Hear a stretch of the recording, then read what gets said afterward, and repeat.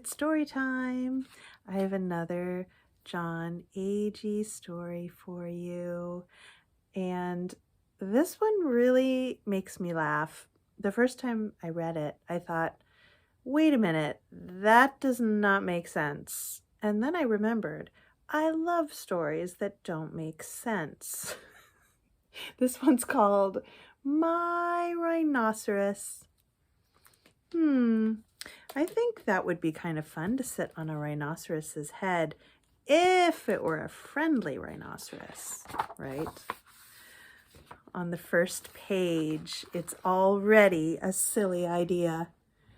This kid is looking in the window of a shop that says exotic pets. Exotic is something different and fancy. Now, there is such a thing as exotic pets, like a fancy bird or lizard, not a rhinoceros.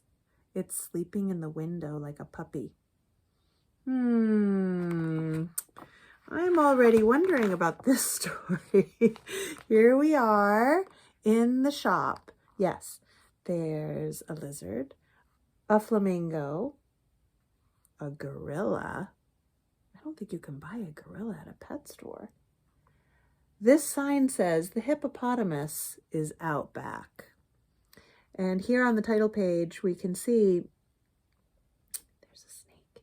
The kid is pointing to the outside.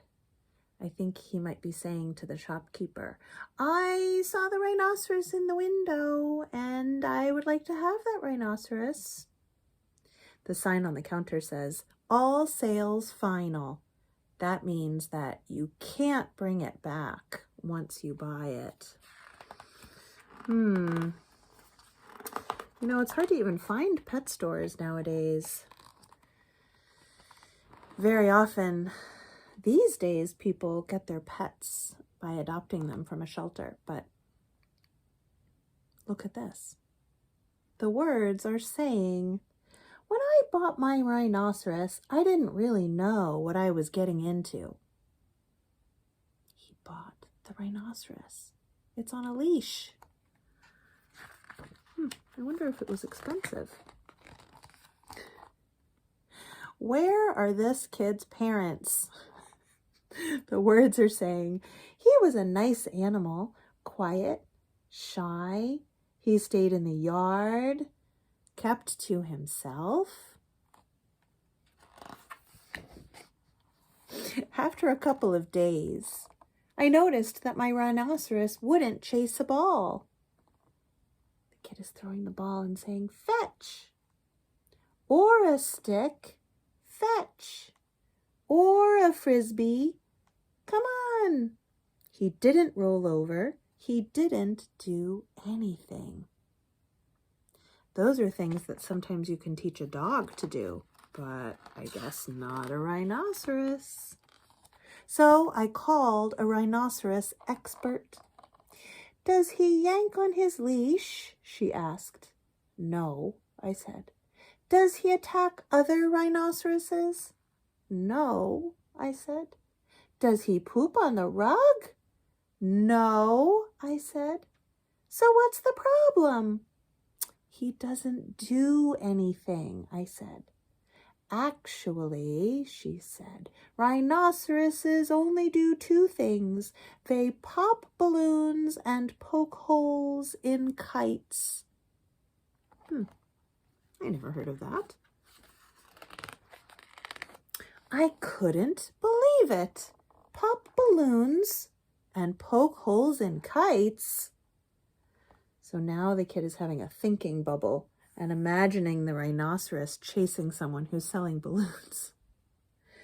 Then I thought, what if we went to the park and there was a man selling balloons? Luckily, nothing happened. So they did go on a walk and they did see a man selling balloons, but the rhinoceros didn't do anything. But what if somebody was flying a kite? Now he's imagining the rhinoceros poking someone's kite. Well, Lots of kids were flying kites, but nothing happened. My rhinoceros didn't pop balloons. He didn't even poke holes in kites. I began to wonder about my rhinoceros. Maybe he was a clunker. Maybe I should have bought a hippopotamus instead. Here's everyone at the park playing with their dogs. And here is the rhinoceros smelling the flowers. That reminds me of a story called Ferdinand, about the little bull who just wanted to always smell the flowers. What do you think is going to happen? He's trying everything, and this rhinoceros is just very calm and gentle. Well, on the way home from the park, I saw a robbery. One of the robbers was getting away in a hot air balloon, and the other one was escaping in a kite. So these guys were stealing money from the bank. They have bags of money, and some of the money is sprinkling down onto the people, and they're making their getaway by air. Let's see the police car down there. The robber in the balloon was taunting the crowd. That means he was teasing them. It looks like he's saying, "Nah, nah, you can't catch me." I looked at my rhinoceros and I pointed to the balloon. "Pop," I said.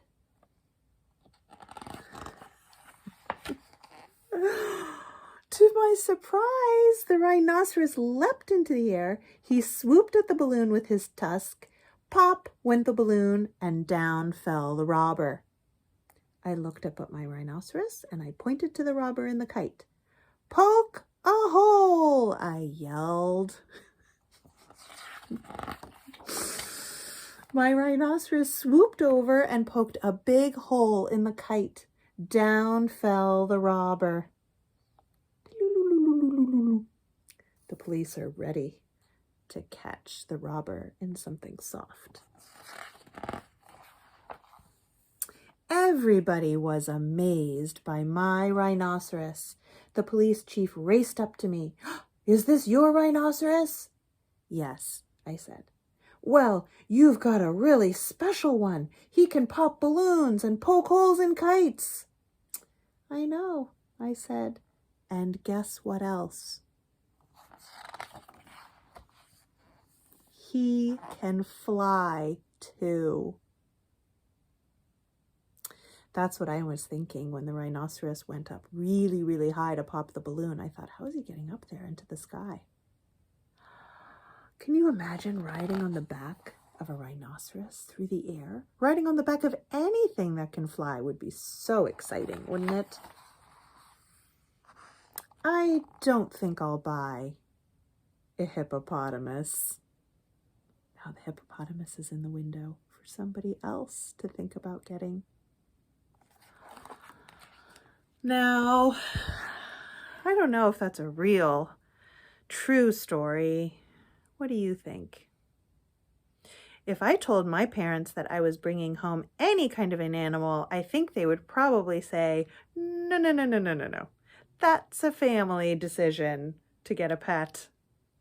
This kid was able to have this rhinoceros all by himself. Such a funny story. Thank you for coming to Story Today. I'll see you again on another day. Bye.